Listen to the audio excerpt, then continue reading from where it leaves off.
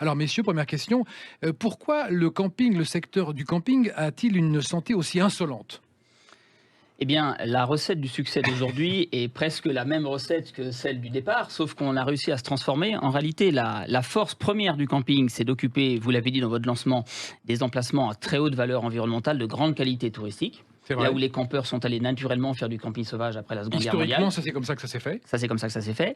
Par contre, l'ingrédient supplémentaire, c'est que nous sommes le mode d'hébergement touristique le plus souple qui soit. Mmh. Si on peut toujours s'adapter aux nouvelles attentes des clients, c'est parce qu'on transforme en permanence le camping, parce que ce n'est pas du bâti, un camping. C'est surtout des espaces non bâtis, des équipements légers, qu'on peut transformer à l'envie.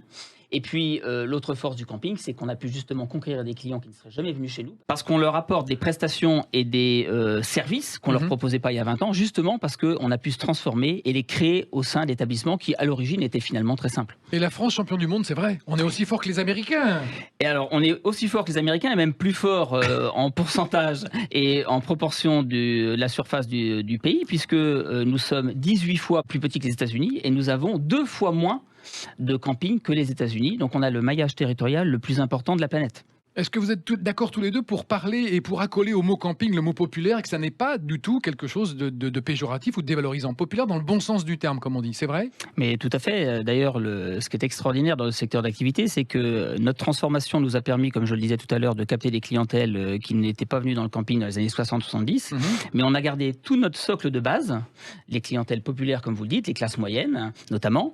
Et on a aggloméré des clientèles qui faisaient plutôt de l'hôtellerie, du gîte, de la chambre d'hôte et qui sont venus dans le camping du fait des nouvelles propositions qu'on leur a faites. Dans la Fédération nationale de l'hôtellerie de plein air, est-ce qu'on a noté un goût des consommateurs qui change énormément ces dernières années? Alors en réalité, ça n'a cessé de changer. Il faut tout le temps s'adapter. Exactement. D'ailleurs, 25% du chiffre d'affaires, on doit le réinventer l'année prochaine pour faire des choses nouvelles, repeindre en permanence. Tout à fait, c'est un vrai parallèle d'ailleurs entre l'hôtellerie de plein air et les parcs d'attractions qui doivent chaque année étonner aussi leurs clients. Chez nous, on réinvestit 25% de notre chiffre d'affaires, vous le disiez, pour pouvoir justement séduire de nouveaux clients, étonner, qu'il y ait un effet waouh lorsqu'ils arrivent lors de l'année suivante, lorsqu'ils visitent le même camping au cours de leurs vacances successives.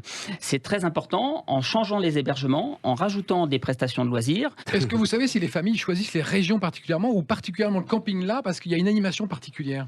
Alors, C'est un peu des deux? Il y a toute situation. Oui, c'est ça. C'est un peu tout. En réalité, avec les nouvelles clientèles qu'on accueille depuis une vingtaine d'années, on s'aperçoit que les clients changent de camping chaque année. Il n'y a qu'un tiers des clients qui restent dans le même camping année après année. Et d'ailleurs, les clients changent de mode d'hébergement aussi, mais ils visitent la France, ils changent de région. Et c'est vrai que c'est pour une partie de la clientèle, les équipements et les services proposés dans le camping qui vont permettre de choisir celui-ci plutôt qu'un autre. Mais il y a aussi des clients qui choisissent le camping pour pouvoir visiter la région environnante. Et d'ailleurs, on a fait un sondage récemment, on s'aperçoit que 58% des clients se basent sur le choix de la région et sur ce qu'il y a visité autour pour sélectionner leur camping. On est en fait accroché au territoire. Nicolas, c'est quoi le mythe des 4 saisons dans le tourisme? Oui, c'est-à-dire qu'on fait 80% de notre activité sur juillet, août, septembre en fréquentation. Donc c'est absolument énorme aussi parce qu'on accueille beaucoup de familles et que les vacances scolaires, jusqu'à preuve du contraire, sont quand même très concentrées sur juillet, août. Ouais. Par contre, c'est vrai que dans le monde du tourisme, depuis des décennies maintenant, on souhaite étaler un peu plus la saison, voire même lisser la saison touristique en fréquentation sur toute l'année. Nous n'y sommes pas vraiment parvenus. Mais le Covid change peut-être une partie de la donne.